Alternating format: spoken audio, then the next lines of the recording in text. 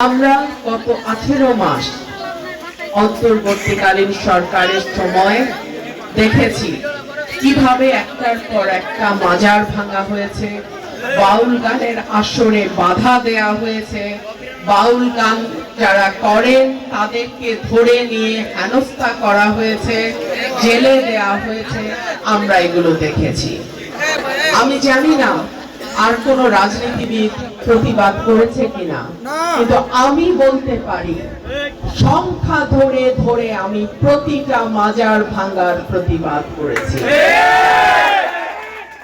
গত 2 দিন আগে ঈদের একদিন পরে সিলেটে এইরকম বাউল গানের আসর ভাঙচুর করা হয়েছে। আমি স্পষ্টভাবে বলতে চাই, আমি যতদিন সরাইল, আশুগঞ্জ এবং বিজয়নগরের এক অংশের দায়িত্বে থাকব, আমার এলাকায় ওয়াজ যেমন হবে, কীর্তন যেমন হবে, বাউল গানের আসরও হবে। এবং সেই আসরে আমি কতটুকু উপস্থিত থাকতে পারবো কি পারবো না জানি না, তবে আমার সমর্থন, আমার সহযোগিতা সব সময় থাকবে।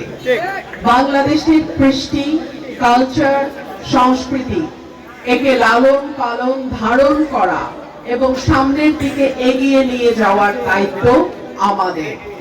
আমাদের কৃষ্টি সংস্কৃতি নতুন প্রজন্মকে জানানোর দায়িত্ব আমাদের। যারা বাউল গানের সঙ্গে যুক্ত, যারা মাজারের সঙ্গে যুক্ত, তারা কিন্তু আমাদের সংস্কৃতির একটা অংশ।